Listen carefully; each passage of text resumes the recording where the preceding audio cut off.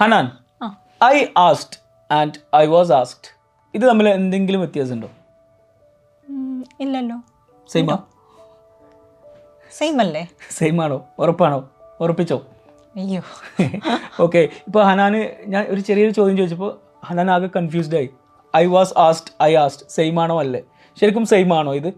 പലരും തെറ്റിദ്ധരിച്ചിട്ടുണ്ട് ഇത് സെയിം ആണ്, ഇൻ്റർചേഞ്ചബിൾ ആണെന്നൊക്കെ വിചാരിച്ചിട്ടുണ്ട്. ശരിക്കും അങ്ങനെയല്ല, രണ്ടിനും രണ്ടർത്ഥം ഉള്ളത്. ഓക്കെ, ഐ ആസ്ക്ഡ് എന്ന് പറഞ്ഞാൽ ഞാൻ ചോദിച്ചു.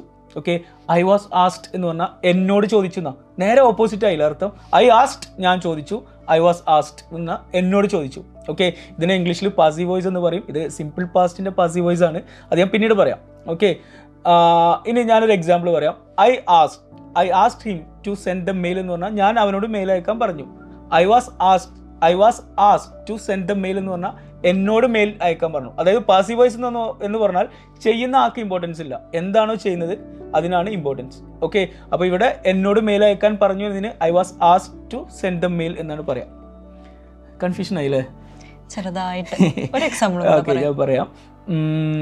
ഓക്കെ, ഐ ഇൻവൈറ്റഡ് എന്ന് പറഞ്ഞാൽ ഞാൻ ക്ഷണിച്ചു. ഓക്കെ, ഐ വാസ് ഇൻവൈറ്റഡ് എന്ന് പറഞ്ഞാൽ എന്താ? എന്നെ ക്ഷണിച്ചു എന്നാ.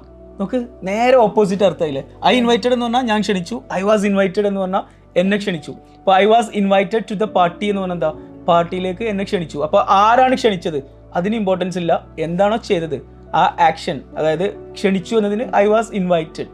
ഓക്കെ, അപ്പോൾ ഐ ഇൻവൈറ്റഡ് എന്ന് പറഞ്ഞാൽ ഞാൻ ക്ഷണിച്ചു, ഐ വാസ് ഇൻവൈറ്റഡ് എന്ന് പറഞ്ഞാൽ എന്നെ ക്ഷണിച്ചു എന്നാ. ഞാൻ വേറൊരു എക്സാമ്പിൾ കൂടിയും പറഞ്ഞാൽ പെട്ടെന്ന് മനസ്സിലാവും. ഇപ്പോൾ ഐ ഗേവ് ഹിം 1000 rupees എന്ന് പറഞ്ഞാൽ ഞാൻ അവന് 1000 രൂപ കൊടുത്തു. ഐ ഗേവ് ഹിം 1000 rupees എന്ന് പറഞ്ഞാൽ ഞാൻ അവന് 1000 രൂപ കൊടുത്തു. ഐ വാസ് ഗിവൺ 1000 rupees എന്ന് പറഞ്ഞാൽ എന്താ?